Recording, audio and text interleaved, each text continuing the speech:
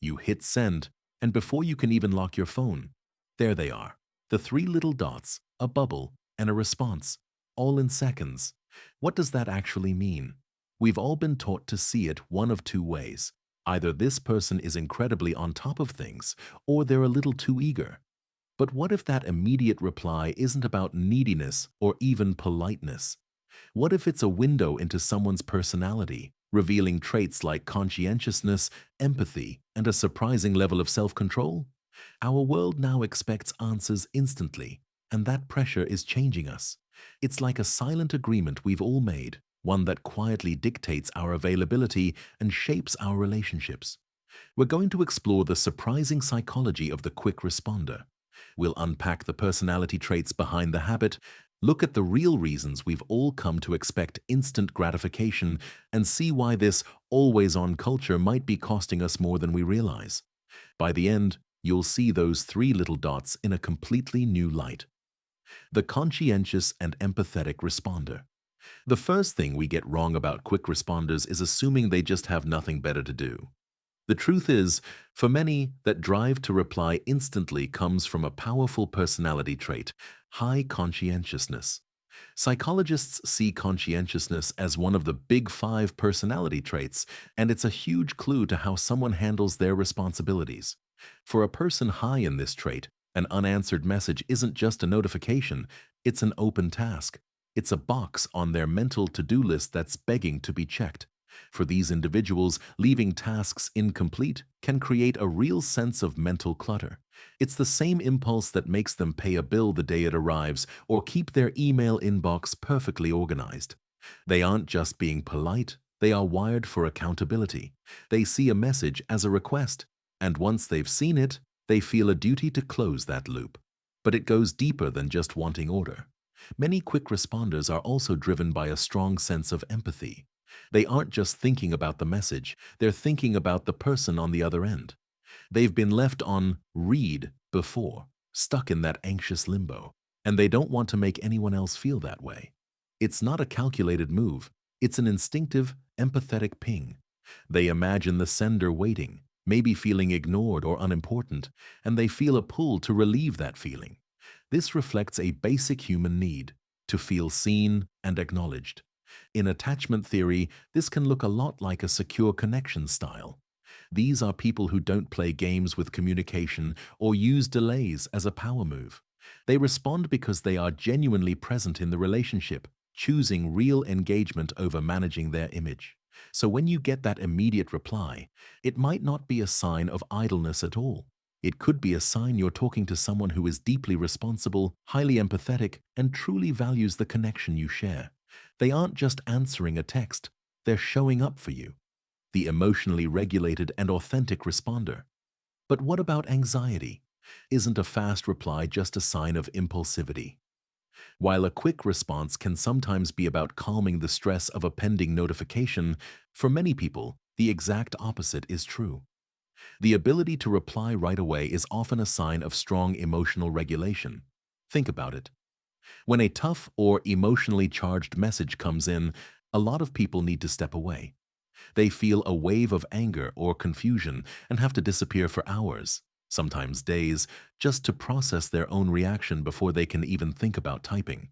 The person who can read that same message, process it, manage the emotions it brings up, and communicate clearly without needing a long cool-down period is showing a high level of emotional competence. They have the internal tools to stay present with whatever comes their way. This is the same reliability you see in other parts of their life. They're the friend who returns things they borrow, shows up on time, and follows through without needing a reminder. Their dependability is a reflection of their ability to manage their internal world. This emotional stability also feeds another trait you see in quick responders: authentic communication. They aren't spending hours crafting the perfect response. They skip the exhausting performance of digital life.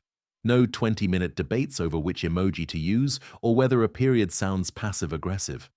This isn't because they're careless, it's because they're confident in their own voice and they trust their instincts. Their messages might not have that polished, curated feel, but they have an authenticity that's getting harder and harder to find. They're comfortable showing up just as they are, without the social armor of strategic delays and perfectly worded replies. In a world that tells us to play it cool, the instant responder chooses to be real instead. They value genuine connection more than they value managing your perception of them. So that immediate, maybe slightly unpolished text isn't a sign of impulsivity. It's often a sign of someone who is emotionally grounded and brave enough to communicate without a script. 3. The efficient and boundary-driven responder. So we have conscientiousness, empathy, and emotional stability. But the psychology gets even more surprising. It turns out that many instant responders aren't just good people. They are masters of efficiency and, paradoxically, often have stronger boundaries than those who wait to reply. Let's talk about cognitive efficiency. The simple act of reading a message and firing off a reply involves a whole series of mental steps. For a lot of us, this process gets stuck in analysis paralysis. We overthink, second-guess, and get lost trying to find the perfect thing to say. Quick responders, on the other hand, tend to process information very efficiently. They make good enough decisions quickly rather than perfect ones slowly. They get the core principle of productivity. Done is better than perfect. They handle it and move on, avoiding the mental drain of an unfinished task. This leads to the most counterintuitive trait of all: instant replies as a form of strong boundary setting. We usually think of quick responses as a lack of boundaries, being available to everyone all the time. But many efficient responders have figured out a powerful secret. Handling messages now means nothing piles up later. Think of it this way. Every unanswered message is an open loop in your brain. It takes up a small but persistent piece of your mental bandwidth. You know it's there, waiting for you. And the more these open loops stack up, the more cluttered and stressed your mind becomes. The person who delays replies ends their day with a mountain of communication debt, dozens of messages to return, each one a small tax on their energy. The instant responder, however, ends their day with a clean slate. They've learned that a 5-second reply now prevents a 5-minute task later. This isn't about being always available, it's about being proactive to protect their peace. They respond promptly when they have the mental and emotional space to do so, and that in itself is a form of self-awareness. By dealing with things as they come up, they stop other people's priorities from hijacking their own. That instant reply isn't a sign they've surrendered their time, it's a sign they're in control of it. Why we expect instant replies. This isn't just about the replier, though. What about us? Why have we come to not just appreciate, but expect an immediate response? The answer is a mix of brain chemistry, business conditioning, and our own psychology. At its core, the expectation is fueled by our brain's reward system. When you send a message, you create an anticipation for a reward, the reply. A quick response gives your brain a little hit of dopamine, the neurotransmitter of pleasure and satisfaction. Tech has basically trained our brains to crave this fast feedback loop. Like a slot machine, the unpredictable timing of notifications keeps us checking, hoping for that next little rush of connection. This brain chemistry has been supercharged by the world of business. Companies learned that speed builds trust. Most consumers now consider a response immediate, only if it arrives in under 10 minutes. Studies have even shown that companies responding to a lead in 5 minutes are 900% more likely to convert them than one that waits an hour. It's not that the product is better. It's that a fast response triggers a reciprocity instinct. When a business values your time, you feel seen, and you're psychologically primed to give them your trust in return. That speed-trust connection has bled directly into our personal lives. Every minute that passes after you send a text subtly changes how you feel. Research on response times shows this perfectly. After 5 minutes, you're still hopeful. After 30 minutes, doubt creeps in. After a few hours, you've probably moved on. A reply that comes a day later can feel less like a conversation and more like an interruption. Texting also just feels safer and more efficient than calling. It removes the anxiety of waiting on hold or fumbling over your words. When we send a text, we take a small controlled step, and an instant reply validates that step. It lets us close the mental loop and move on. That combination of our dopamine-seeking brains and a culture conditioned for speed has created a powerful, unspoken social contract. You will reply, and you will do it now. The hidden costs of an always-on culture. While instant replies can come from a good place, the societal expectation of them has some serious hidden costs. This always-on culture is chipping away at our ability to think deeply, to truly rest, and to feel in control of our own lives. The biggest victim is what author Cal Newport calls deep work, that state of distraction-free concentration where you can really push your mind to its limits. It's where creativity and big ideas happen. But that state requires uninterrupted focus.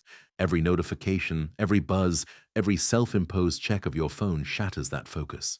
A quick glance at a message pulls you out of that deep cognitive zone, and it takes a surprisingly long time to get back in.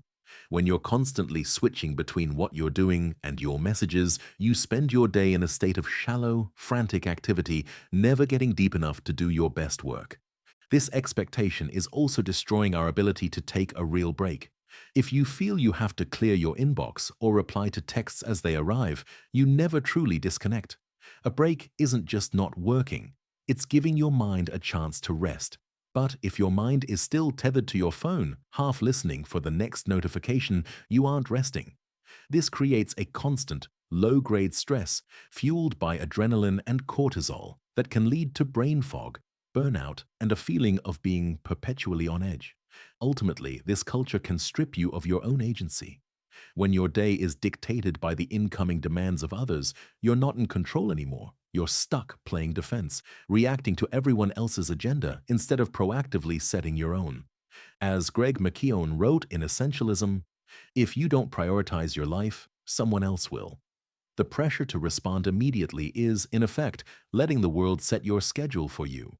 The convenience of instant communication has come at a steep price: our focus, our peace, and our control.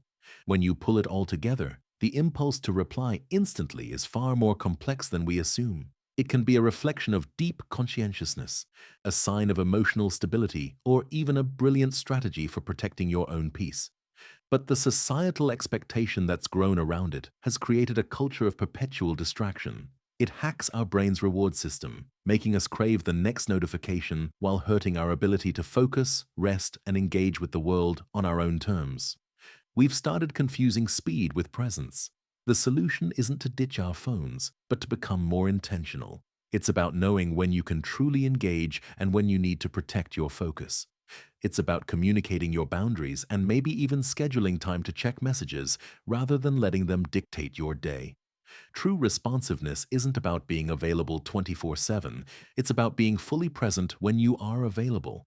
Ultimately, whether you're an instant replier or someone who takes your time, remember this: you are not broken. You are just human, navigating a digital world.